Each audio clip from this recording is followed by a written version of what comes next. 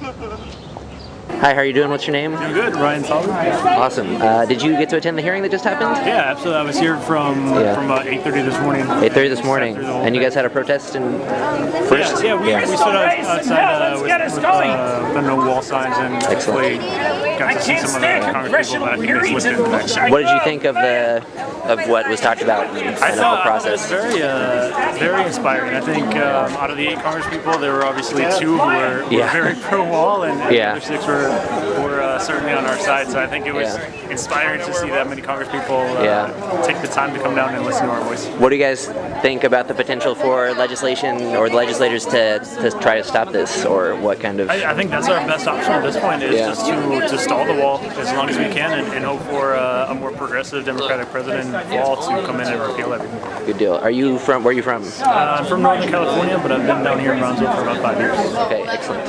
Anything else you want to say about what you thought about today? No border wall. Okay, thank you very much. What's your biggest concern with this wall? The loss of life. There's already been a huge increase in the loss of life at the border, as far as the loss of life has increased in tandem with the increase in enforcement. So with more Border Patrol agents and more walls going up in different cities, it's just pushing people out to more dangerous places. And the more that happens, the more people are going to die in these dangerous places. And it just proves that the will for survival and to support your family is stronger than a river or a desert Border Patrol agent. It's all good, man. Give it a try. Doing? Could you tell us your name? My name is Kamala Platt. Okay, and did you just check out this hearing here? Yes, I was here most of the time. And what did you think of it? I thought it was great that people did have an opportunity to voice some of the concerns about the border wall, and for people to come down from Washington D.C. to see that. Yeah. I think it would be nice for there to be some kind of follow-up, so that some of the things that were put out there that were less than credible, could be discussed with all of the factors put together. Okay. Do you feel like all your the concerns that you wanted to raise were expressed here, or do you? No, one of the things that I felt like was not happening was the bigger global picture.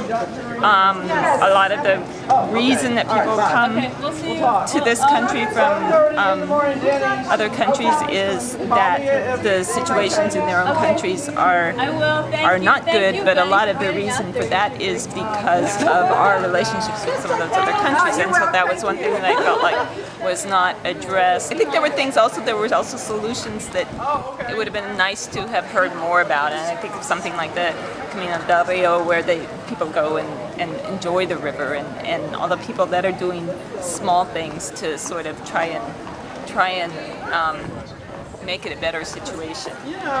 Well, I'll say the other day I went down. This is just a little story to sort of illustrate some of what's going on. I went down to one of the sable palms that would be behind the border wall, and I was sort of going there to try and get a little peace.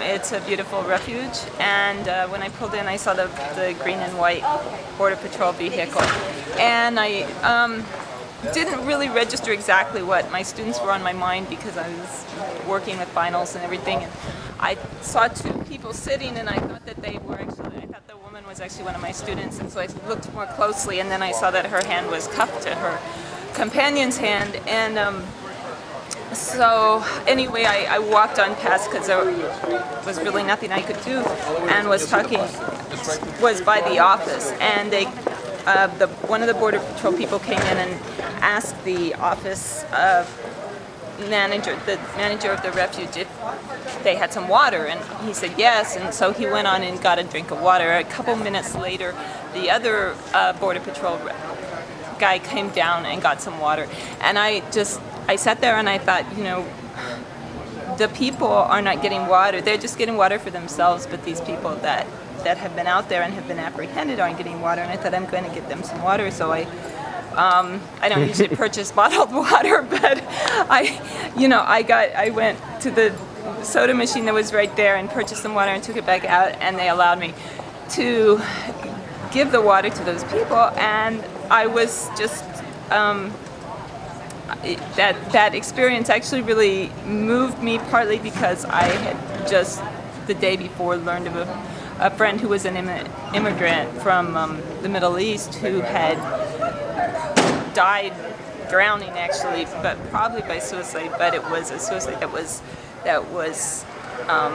if that was it, it was because of a lot of INS pressure and on his family and this kind of thing.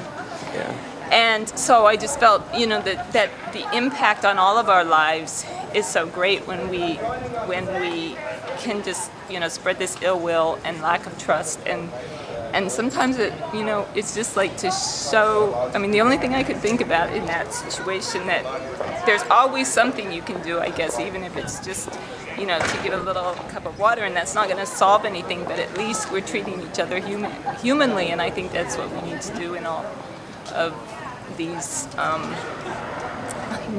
situations, and then we wouldn't have the problems that we do.